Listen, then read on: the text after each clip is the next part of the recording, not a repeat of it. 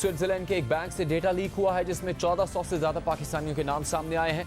पाकिस्तानियों के अलावा 18,000 बैंक अकाउंट्स का रिकॉर्ड लीक हुआ है जिनमें मौजूद रकूम की मालियत $100 अरब बताई गई है, यानी तकरीबन 17,600 अरब रुपए।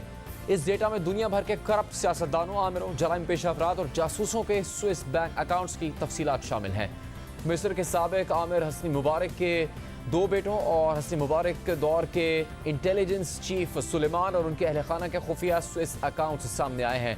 इसके अलावा जिम्बाब्वे के साबिक सदर रॉबर्ट मुगाबे के करीबी साथी और उनकी जमात की मुबैना फंडिंग करने वाले बिजनेसमैन के भी अकाउंट्स सामने आए हैं। इसके अलावा अजरबैजान के आमिर के बेटों और काज़ाकिस्तान के सदर के $10 लाख के ऑफशोर अकाउंट्स सामने आए हैं। उर्दन के शाह अब्दुल्ला दोम, इराक के साबिक नायब वज़ीर आज़म अयाद अलावी, आर्मीनिया के साबिक सदर के नाम भी स्विस लीक में सामने आए हैं। इस लीक को स्विस सीक्रेट्स का नाम दिया गया है और ये पहली मर्तबा है कि किसी स्विस बैंक का इतना डेटा लीक होकर मीडिया तक पहुंचा है। एक विसल ब्लोअर ने जर्मन अखबार को स्विट्जरलैंड के दूसरे सबसे बड़े बैंक का ये डेटा फराहम किया, जिसके बाद अखबार ने तहकीकाती सहाफत की आलमी तंजीम organized crime and corruption reporting project के साथ मिलकर इस पर काम किया और 39 ममालिक से ताल्लुक़ रखने वाले 48 मीडिया हाउसेस के 160 से ज़्यादा सहाफ़ियों ने मिलकर इस डेटा का जायजा लिया। इस डेटा में बड़ी तादाद में पाकिस्तानी भी शामिल है। दी न्यूज़ में तहकीकाती सहाफ़ी उमर चीमा की शाया होने वाली खबर के मुताबिक 1400 पाकिस्तानियों के 600 के करीब अकाउंट्स हैं। डेटा में ऐसे अकाउंट्स का पता चला है जो अब बंद हो चुके हैं, मगर ये अकाउंट्स माजी में फाल रहे।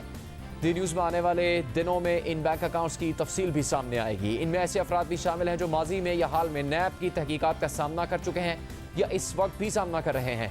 ऐसे केसेस भी हैं जिनमें ऐसे लोग जिनके खिलाफ नैब की तहकीकात जारी थी और इस दौरान उन्होंने स्विस बैंक में अकाउंट्स खोले मगर नैब को पता तक नहीं चला।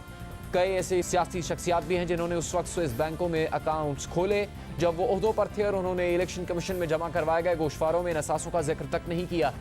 ऐसी ही एक सियासी शख्सियत के स्विस अकाउंट में उस वक्त भारी रकूम जमा हुई जब वो सियासी करियर के अरूज पर थे। खबर के मुताबिक सबसे बड़ा अकाउंट एक ऐसी शख्सियत का है जो अहम सियासी ओहदे पर रह चुकी है। डेटा देखकर यह भी मालूम हुआ है कि कुछ क्लाइंट्स के खिलाफ पाकिस्तान में तहकीकात जारी हैं और तहकीकात करने वालों को असासों के हवाले से गलत मालूमात फराहम की गई।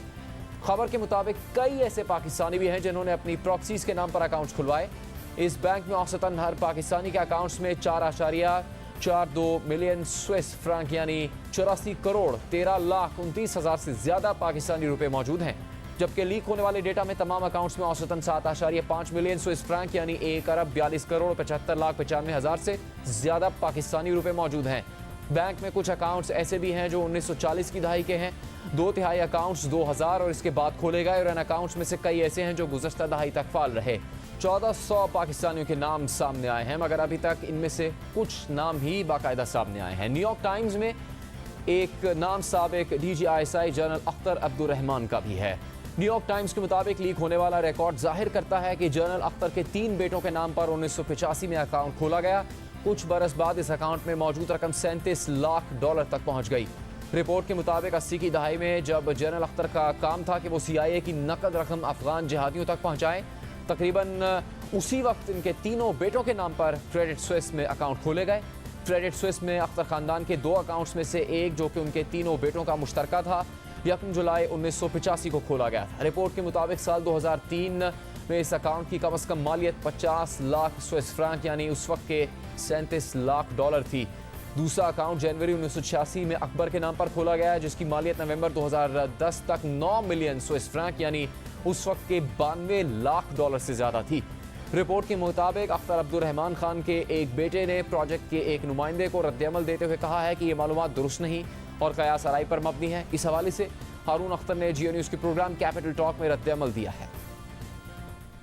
मेरे एक भाई के पास ये इन्फॉर्मेशन आई थी, उनसे सवाल पूछा गया था, उन्होंने इसको डिनाई किया है। उन्होंने कहा this information is wrong. Even the bank, ये बैंक की इन्फॉर्मेशन नहीं है, ये लीक डॉक्यूमेंट्स है। बैंक ने इसको टेंडेंशियस कहा है और उसका मतलब ये है कि उन्होंने ये कहा है कि एक प्री कंसीव्ड आइडिया से और प्री कंसीव्ड टारगेट से आए हैं और इधर उधर से इंफॉर्मेशन इकट्ठी करके उन्होंने अपने एक बायस कंक्लूजन दिया। देखिए हम 3 भाई जो हैं, हम कारोबारी लोग हैं। हम पाकिस्तान आने से पहले भी कारोबार करते थे, प्रोफेशनल भी थे और पाकिस्तान में भी हमने कारोबार किया है। हमारी मल्टीनेशनल से डीलिंग है, हमारे जॉइंट वेंचर्स हैं, हम एक्सपोर्टर्स हैं, हमारे लेटर ऑफ क्रेडिट्स खुलते हैं, आए दिन हम बैंकों से डील करते हैं। तो किसी बैंक में किसी वजह से किसी जॉइंट वेंचर की वजह से ड्यू डिलिजेंस अगर हुई है और लीक डॉक्यूमेंट में इन्होंने उस ड्यू डिलिजेंस को लेके मेरे वॉलेट में डाल दिया है, तो ये कहाँ के जर्नलिस्टिक एथिक्स है? इसके अलावा पाकिस्तान से जनरल जाहिद अली अकबर का नाम सामने आया, जो 1987 से 1992 तक चेयरमैन वापदा रहे और पाकिस्तान क्रिकेट बोर्ड के चेयरमैन के ओहदे पर भी काम किया। अभी ये 2 नाम सामने आए हैं, मगर अभी मजीद नाम सामने आना बाकी हैं।